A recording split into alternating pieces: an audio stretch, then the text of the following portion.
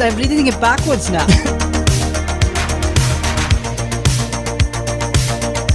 I think this is a good note for everybody out there. He says that I don't pull well on TikTok, so He doesn't. It's It's just a fact. It just doesn't pull well.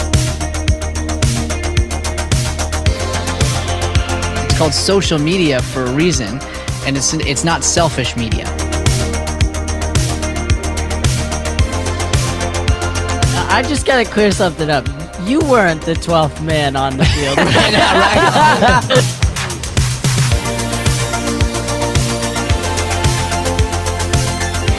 There is no easy way to get anything ever.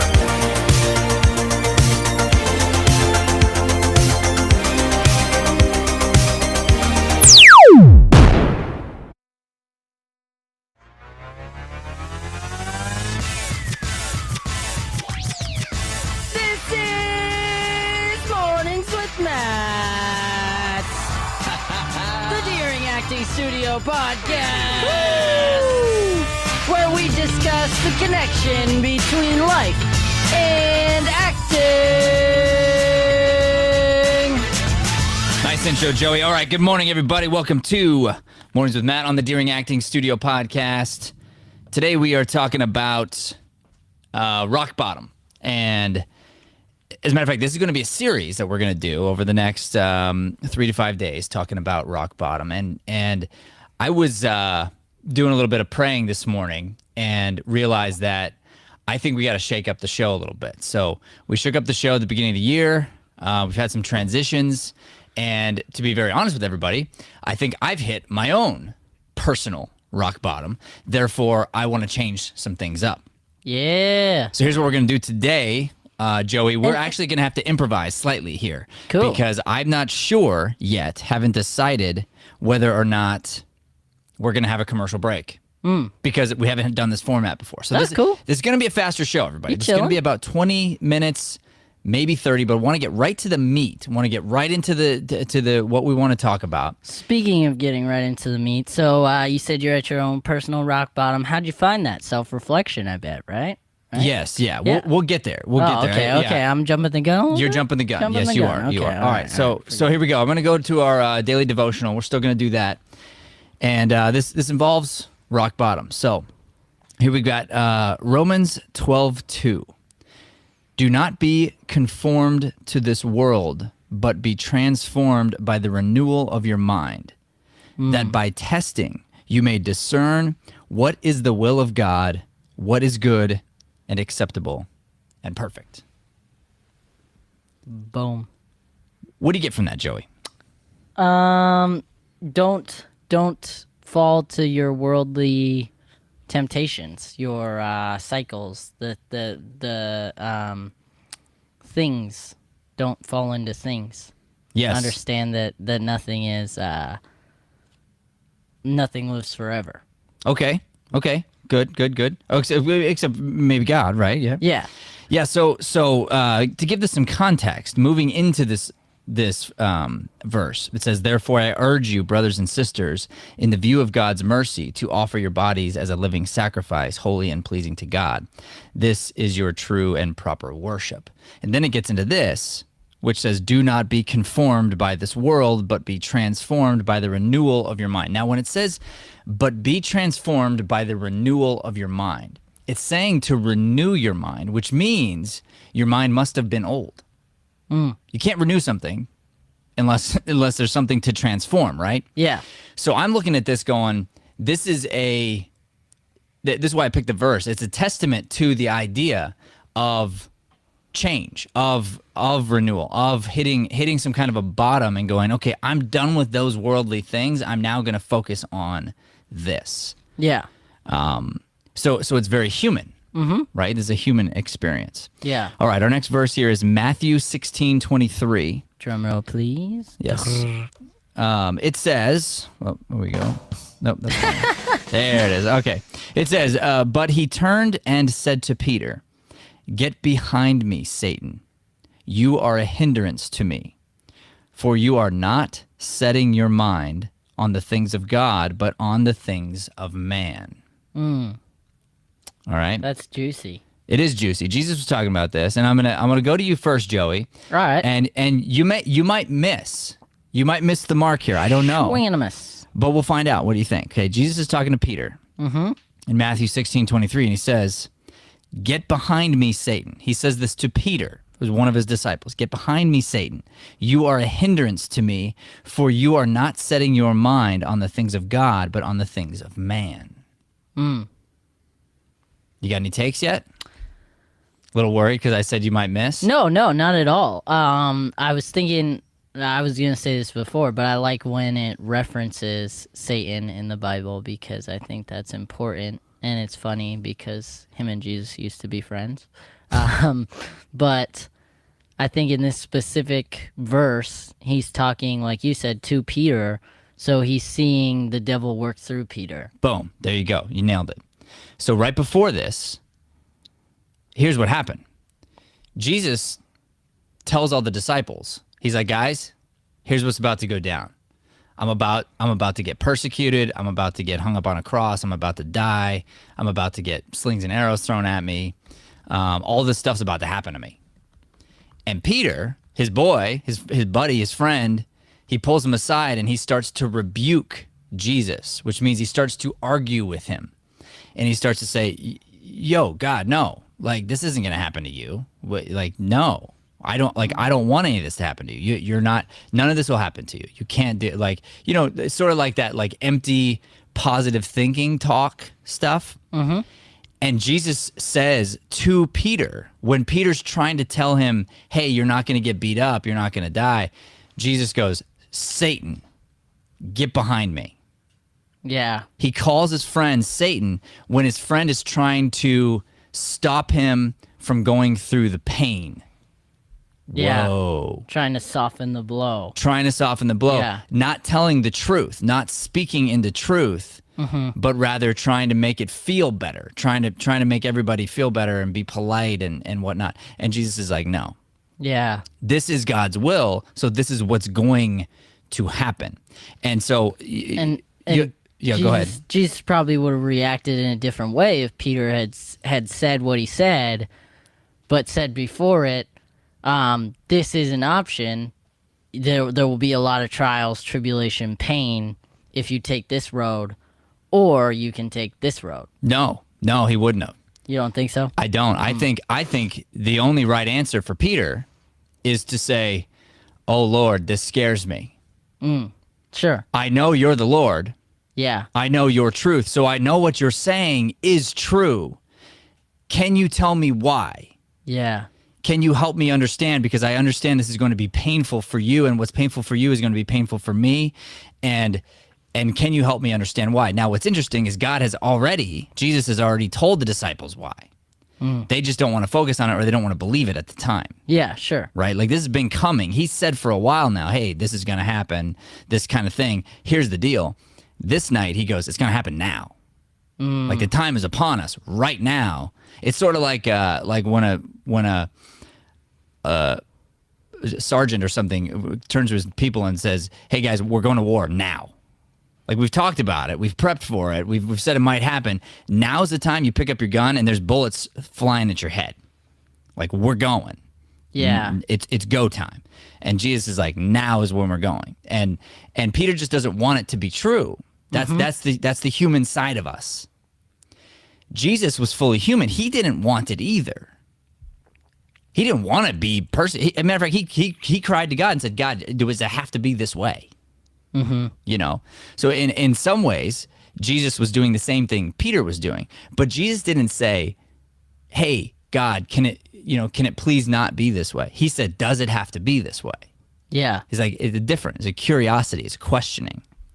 So that's the difference, Joey. I don't think Peter could actually provide another opportunity.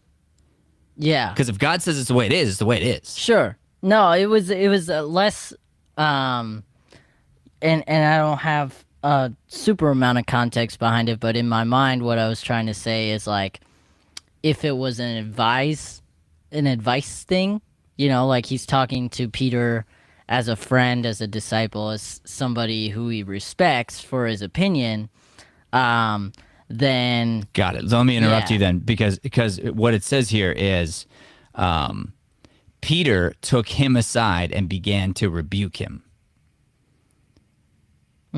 Jesus says that, tell everybody, here's what's going to go down. And Peter goes, no. Hey, before you keep talking, everybody, I see. God, let me pull you aside real quick and let me tell you the way it's going to be. Yeah. You see what I mean? Yeah, that makes sense. And Jesus is like, bro, I'm not being negative. I'm just telling you, here's what's going to happen because of what I got to do. This is what I got to do. And you're, Yeah. and honestly, what the best thing that just hit me, the best thing Peter could say is thank you.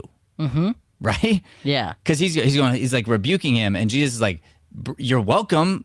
Yeah. like I'm about to put your sins on my shoulders, bro. Yeah. You know, and you're fighting me on it. Like, why are you fighting me on this? Is truth. It's what's gonna happen, you know, and I'm gonna go through it. It'd be nice to have my boys beside me. Yeah. You know. It's inevitable. And he doesn't have his boys beside him. That's the hard part. They fall asleep. It's a tough thing. So, here's what we're gonna do. We're gonna be diving into this idea of rock bottom. We're gonna be going down this path for a while because I think there's a lot we can learn from it. Whoops, there goes my Clipboard. my clipboard. I like to sort of stand it up so I can kind of read it without putting my head all the way down. Yeah. So we're going to be going down this path for a few days. But this first one, the topic today, is about your personal rock bottom. Mm-hmm. And so we're gonna kind of dive down what that means, and we're gonna ask ourselves the question: what is your personal rock bottom? Mm-hmm. What is your personal rock bottom? And I look at that and I'm like, that's a big question. Yeah. I mean, that's to me, for me to ask somebody that, they're gonna have to go, huh. So I'd like to ask you that today. What is your right now personal rock bottom? Joey, we are gonna go to commercial break. I've decided. All right. So here's what we're gonna do. We're gonna go to commercial right now. We're gonna come back, and then we're gonna do this segment. We're going to give you a takeaway, and that's going to be our show for the day. So ask yourself this question over the break. Think about it. If you feel really, really brave, put it into the into the comments here. Something that you're dealing with, something personal to you, and you're like, hey, this is my rock bottom. If you put it in there, you're going to get on the show. We're going to talk about your personal rock bottom. I'll help you through it. But otherwise, I'm just going to dive into this concept, and then I'm going to give you a takeaway for the end of the show. All right, here we go. Commercial break. I chose steering because I feel like I can take everything that I've learned in acting class and apply it to the real world, to business, to interviews, and just meeting everyday people, learning how to listen better, and it's been an amazing experience so far.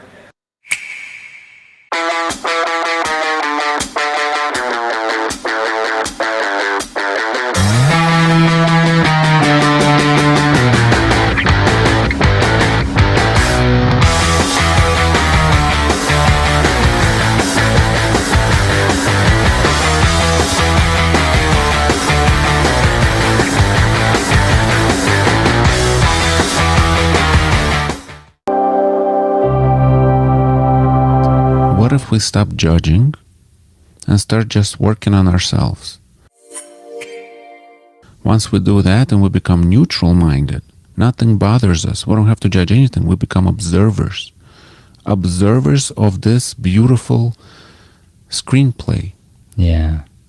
And when that happens, nothing sways you that way or that way. Everything is more mellowed down. You're not angry. You always, like the book said, surprised with new events, new things that are happening. And whatever happens, we are the creators of what's happening. Right. So we still have free will. Yes, we created this. Yeah. Whatever is happening, it was our own creation. Whew, how's this feel? It was one of those lipo moments for you. Here's the thing. Every time you move, it's a move. Do whatever's necessary for the moment. Now I'm gonna do some directing, okay? That line's wrong. Let's get that pause out of there. Don't get yourself stuck and I have to do certain things. I'm very excited for you to have the chance to see where you were when you started the scene to where you are now. Literally, you just leveled up.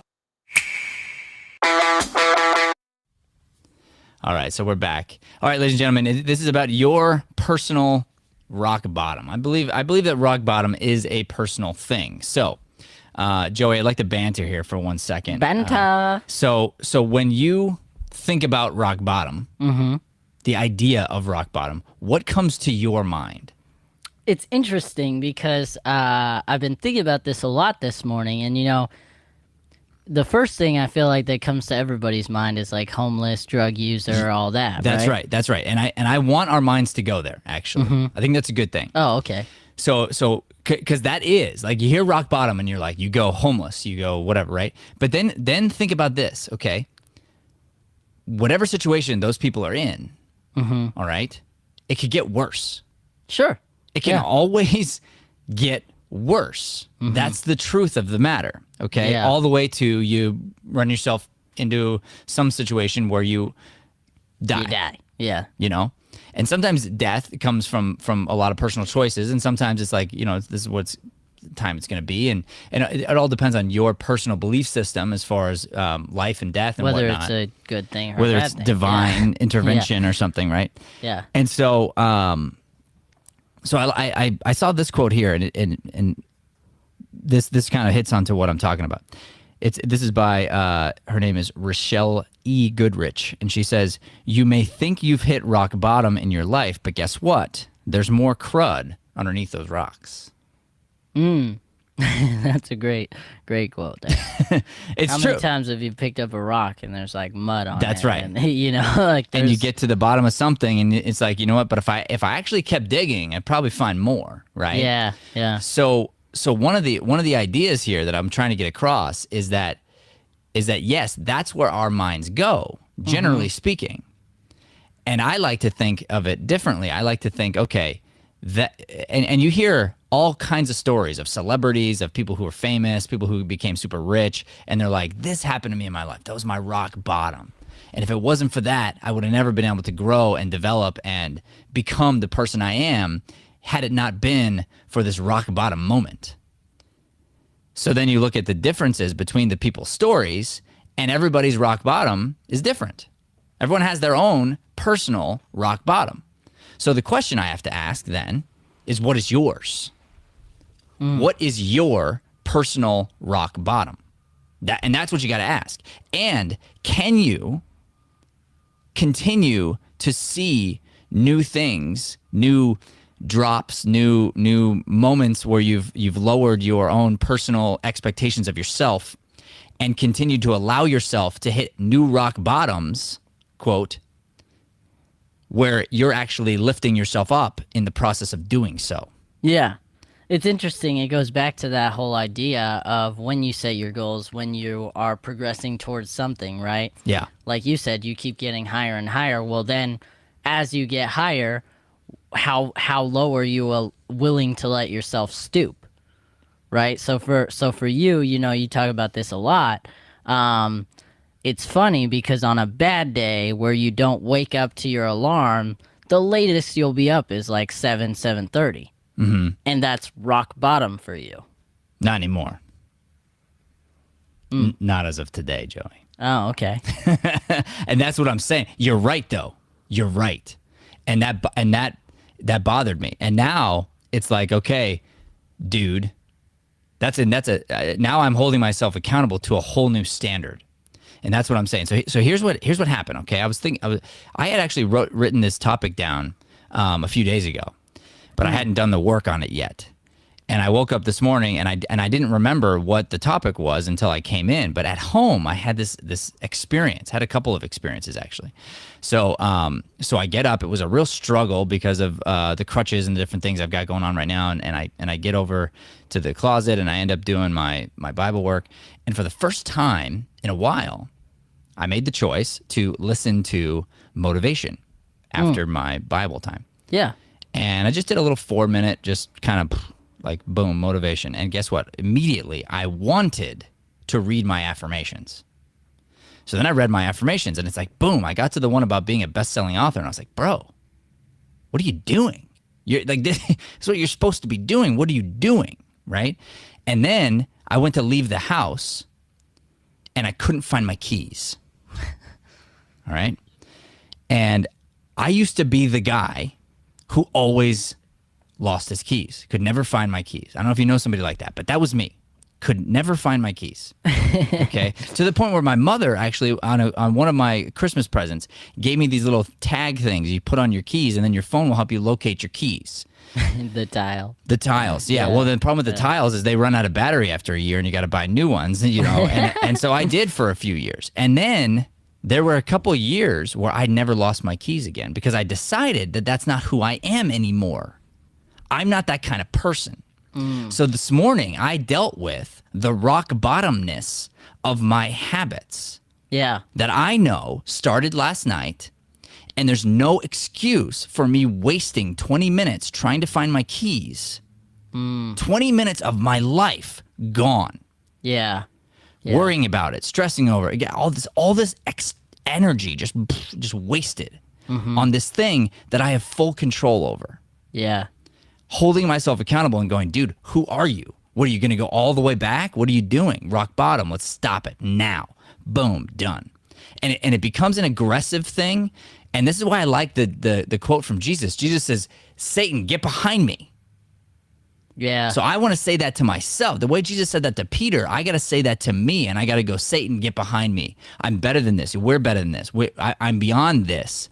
The choices that I'm making, I know better. I've done it before. I'm doing it again, and I can feel the negative repercussions of it. Yeah. And I'm sick of it. That's rock bottom. Being all the way to the place where you're like, you know what? I'm done. I'm almost disgusted with myself in this way. I'm done with this thing. I'm just not going to do it anymore. And it's okay. Like Jesus was pretty stern. Yeah. You know, he straight up called his bro Satan. You know, because that's what it meant. It's what he needed to be like. Stop talking. Stop trying to give me the easy way out. Like, it's okay for me to be hard on myself about losing the keys. And anybody can say, dude, it's no big deal. You just lost your keys. No, I know better. Yeah. I know better. I'm not a toddler. I know how to not lose my keys. I know how to put them where I know I can find them. Now I can give myself every excuse in the book that I'm on crutches and I'm on this and there's always going to be an excuse, always. So I had to hit this place and go, I'm done. And this isn't about the keys. This is about a lot of things, like you said, the mornings and the this and the that. And like, I'm done. I'm done with the excuses. I'm done with it. And that's what rock bottom is. That's what a personal rock bottom is. And it's got to be personal. It's got to be for you. I can't do it for you. Nobody can do it for you. You've got to do it for you. Facts. Dang. That was some passionate speaking there. I don't even know what to do to follow that up. Well, you don't have to. It's okay. All right. So, like I'm with you over here, but I'm like, dang, I really got nothing. Like he summed that up perfectly. Oh, good. And very passionately. Well, all you got to do, Joey, all you got to do right now, okay, when I'm on this path, is you got to stay curious and you got to stay honest. And if you have something to say from an honest perspective from you, do it. If not, you can just stay quiet. But if you have some good questions, throw them at me, right? Because you can play that part right now. Like that can be the part that you play. Yeah. All right. So this is another quote here, and this is from Eileen Brennan. She says, "Everyone hits bottom their own way." Hello. That's exactly what I'm talking about. Everybody hits bottom in their own way. It's interesting because somebody, like you talked about being homeless, right? It's an interesting thing when you have something, you're used to something, and then the thing is taken away from you. Man, it hurts. Yeah. And it doesn't matter if I still have more than you have. If I had that thing taken away, I feel like I've lost. Sure. Right? And so that's why you say you can't really judge somebody for their pain because their pain is real. Their pain is personal. So, and therefore hitting rock bottom is personal. You can decide that it's a personal thing. I believe we are all completely unique human beings, and we all have our own desires. We all have our own goals. We all have our own thoughts on how things are going to be. And then we have to decide, all of us, what our personal best is going to be, and are we going to go after our own personal best? And at what point are we going to make that choice? I had this other experience this weekend. I've got this thing against kids parties. Everybody knows that. And it's because I'm actually, weirdly, I'm not that social of a person. I kind of just don't like small talk. It really annoys me. So I have a hard time when I don't know people and I go there and I'm just supposed to kind of be polite and smile, and it's just tough. Okay, so that's my own personal hang-ups or whatever. So anyway, I decided to go to this party this weekend. It was a choice. And I was like, you know what? I'm going to do it. I want to have some family time, whatever. So, and I was joking about the fact that, because my wife was like, asking me about it. And I said, babe, I'm the guy that, here's the problem, as I hurt my knee, and I'm the guy that would be on the trampoline with the kids, not hanging out with the dads. Like, that's what I want to do. I know it's weird, but it's what I want. Like I want to be I want to be active. That's what I like doing. Yeah. So anyway, I'm on my crutches, and I decided to crutch out and go watch my daughter slide on they had this huge blow up slide thing. It was really cool. So I'm watching her, and she's like, "Daddy," she wanted me to watch her, and it was super fun. And I'm standing there, and then this guy I'd never seen before. He comes up with his little son, and it must have been a year and a half, something like that. And he's going up this big blow up slide with his 1.5-year-old, and he starts getting on there, and I look at the guy, and I'm like, that's my kind of dad. Yeah. And he kind of smiles, and then Rosie looks back and she goes, "Daddy, will you go on the slide with me?" And I was like, "I can't, baby, not right now because of my crutches, But I was like, Daddy's on crutches because Daddy's that kind of dad too, And then this guy laughed. Anyway, he comes down, and I'm going over, and I introduce myself to him, and then I go over and watch Jack and another thing. Well, the guy kind of comes over, and we start talking. This dude's awesome. Might have made a new friend. Like, the dude's pretty cool. His name's Brandon. And turns out he's into personal development. He is a coach. Like, he coaches high-level CEOs. I literally want to hire the guy because he takes the perspective that I believe in. He starts with health first, which is amazing. And so we get talking. Anyway, long story short, he also coaches some guy who runs a company who does this like new age kind of therapy. Like, it's called red light therapy. Oh yeah, I've heard of that. I had never heard of it. Anyway, dude's gonna bring me over a machine tonight to try to do this therapy on my knee. Like, sick. Super, super awesome. Dang. Okay, and he said this one thing to me, and it's something that I so deeply believe in. He was like, before I work with a coach, I always ask, who's your coach? And I've always said that. Like, when you're thinking about an acting school, ask the person, who do they train with right now? Yeah. Right? Yeah. So, like, I train with Larry Moss. I go there maybe once every couple of years, every 2 or 3 years. I go there, I refresh myself. I put myself, I call it laying in front of the train tracks to get hit by the train so that I know what that feels like for me to then impart the same type of knowledge onto my students. Yeah. I believe in that. I believe in putting myself through the work, sitting through like somebody who's better than I am, doing something at a super high level and just soaking it all in. I believe in that. I've always believed in that. Mm-hmm. And when he said that, it hit me. I'm like, boom, so right. So right. And it got me excited to work with him.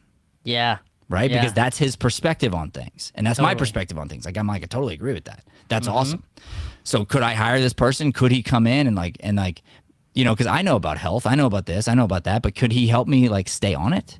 Yeah. If so, heck yeah. Do I need a coach? Of course I do. We all need a coach. Every Yeah. person on the planet needs a coach. Facts. It's the way it is. Yeah. That's why there's teachers in this world. There are people that are called to teach, and the ones who have the right why impact a lot of lives along the way because of that. Well, and they coach each other because that's what I'm saying. Like if you're this level of a person, let's just say I'm gonna be careful here so I don't pick somebody that you hate. Like I'm not gonna say Tom Brady. I'll say somebody else. It's okay. Let's just say you're an elite athlete of some kind. Okay. All right. And you've got a coach. You have some sort of a coach.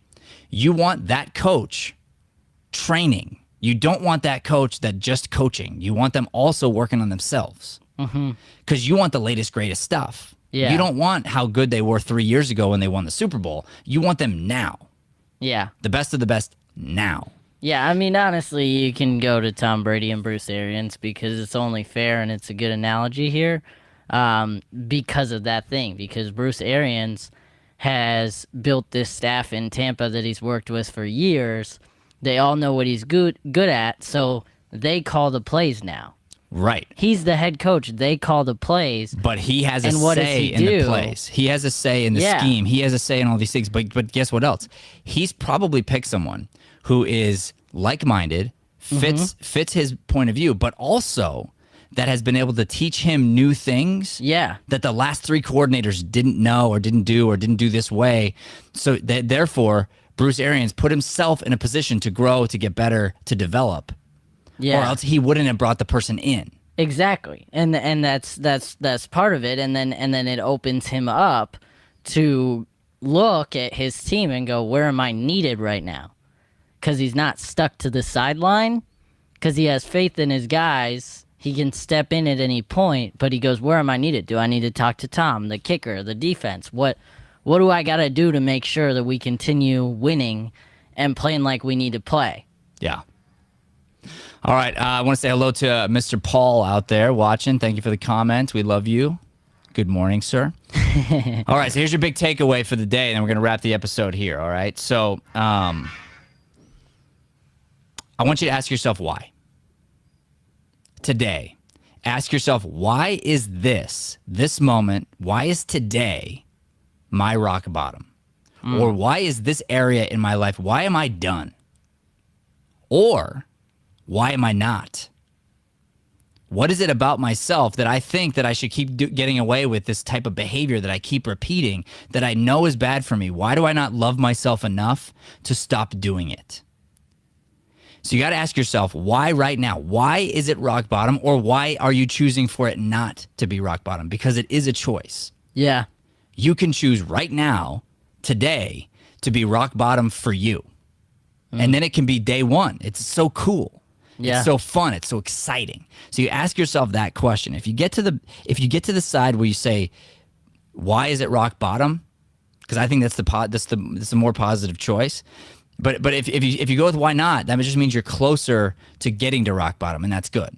Okay, but why is it rock bottom? If you get to that place, then you just have to say, all right, no more. That's it. I'm done. Yeah. The decision's done. I'm not gonna. I will no longer tolerate this type of behavior in my house. Your house is your body. Your house is your mind. I will no longer tolerate this type of behavior inside of me. I'm done. Rock bottom. Yeah. It's interesting. I just want to touch on two things. One is, you mentioned this, but I think it's super important, and that is you connected self-love into this idea. Yeah. It's about self-love, and a lot of people talk about that nowadays, trying to bring awareness to it, but what does it mean? Like, it goes so deep, and this is one of those areas where it transfers in, and it makes a ton of sense, because self-love is not allowing yourself to go down. And being aware and looking yourself in the mirror and going, okay, I understand this. I don't want to be that person. Let me switch it. Is it going to be hard? Yes. But am I willing to do it so that I don't slide? Well, I should be if I love myself, right? Right. And then the second point was, you do, part of your goal sheet is this, it's like a calendar with boxes, and there's 66 days in it. It's called a 66-day challenge for a habit. And I just wanted to ask you, because to me it sounds like that is that kind of works right in with this challenge you're doing. Yeah, I mean, it could.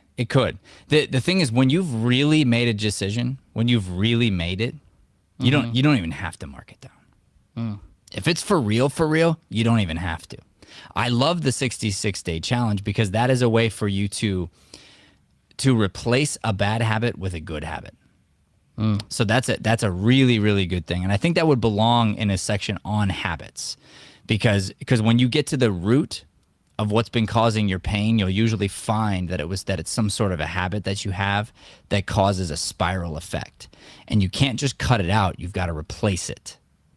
So if we look at what I said this morning and we go, okay, I don't know what it was about the moment, but it made me want to listen to motivation. Okay, Yeah. cool. Now I know that was a springboard into something good for me, into some sort of a positivity. That would be a great thing for me to put onto a 66-day challenge and go, okay, this is going to be your new habit. You're going to do this every day, 66 days, and then it will become a thing that you just do without thinking about it. Sure. Okay, cool. But that doesn't change the fact that whether I do it or not, I have to have hit rock bottom to go, whatever it is, whatever I do, there's certain things that's like, that's not going to happen anymore. I hold myself accountable to a certain thing. So yeah, I mean, I guess they are very related, Joey, 100%. So, no, that makes sense though. The difference between the two, because the 66-day challenge, to my understanding, is to build a habit, but that's not necessarily making a decision. right. Because at day 67, you could be like, cool, I did it. Now let me slowly bring my old habit back in. That makes a lot of sense. Happens to me all the time with health.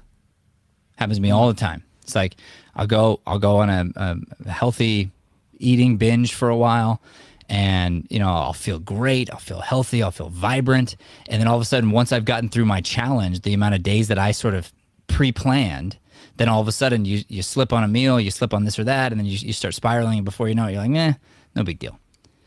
Yeah. Therefore, and I've said this many times, that hadn't been a decision that I'd made. Yeah. It wasn't like, I'm going to live this way because of who I know I can be and want to be and who I've decided to be. Mm-hmm. It's not for everybody. Yeah. But I know my path. I know where I'm going. I know what I'm supposed to be doing. And now it's like, do you love yourself enough to do it? Yeah. To be disciplined? Yeah. To parent yourself? Can you do it? And the answer is yes. You just have to decide, period. Yeah. And then you use tools like the 66-day challenge and different habits and all kinds of different things. You use them as tools to continue to experiment and refine and get better, because just because you've made a decision doesn't mean you're done, right? You got to keep getting better. That's the learning process. That's the training process. That's the idea of, I don't want to work with you unless you're working on you. This is the reason why to be on Chaos Comedy and do comedy with us, you've got to be training. Yeah. I don't care how good you are. If you're not getting better, I don't want you on the stage. I only want to work with people who want to get better, who are striving to get better, who are in the process of getting better. That excites me. Yeah. Love that. Love that. All right, cool. So that's our show today, everybody. We're gonna be diving back into this idea of rock bottom, the next step in rock bottom. We're going to be doing that tomorrow. So we'll see you then. We'll have Mr. Brian Sweeney back, which will be a lot of fun. Joey, that is our show. Ladies and gentlemen, thank you so much for tuning in, and God bless. Thanks for listening to Mornings with Matt. Please like, subscribe, and follow us at Deering Acting Studio to keep up with the latest content. For more information on classes, private lessons, or professional development coaching, visit www.deeringstudio.com. Have a Deering day, everyone. Have a chippy day, everyone. Rough.